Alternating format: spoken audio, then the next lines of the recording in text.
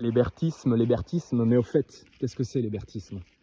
Alors l'hébertisme, on l'appelle aussi méthode naturelle ou méthode naturelle d'éducation physique intégrale. Ça paraît un peu pompeux, mais chaque terme a son sens et son importance. On va y revenir. En hébertisme, il y a 10 familles de mouvements.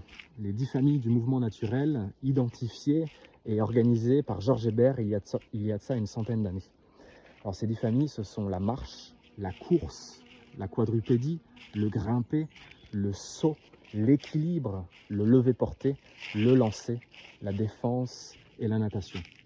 En hébertisme, à chaque séance, nous sommes censés travailler ces 10 familles dans la mesure du possible, ce qui en fait une méthode de mouvement, une méthode d'éducation physique globale qui nous permet de développer un rapport intégral au mouvement et au corps.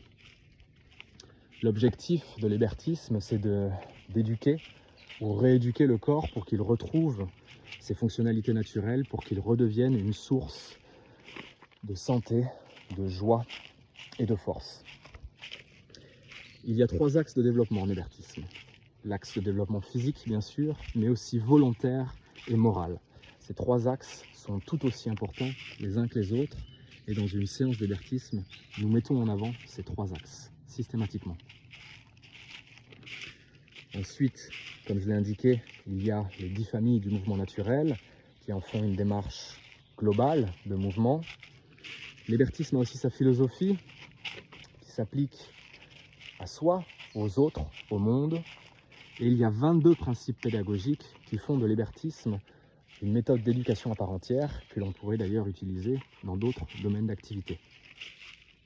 Enfin, on peut dire que l'hébertisme est une méthode collective. Nous travaillons en groupe et c'est une méthode que l'on pratique le plus souvent en nature, en milieu ouvert. À mon sens, cette méthode d'éducation physique a toute son importance pour répondre aux enjeux de notre temps.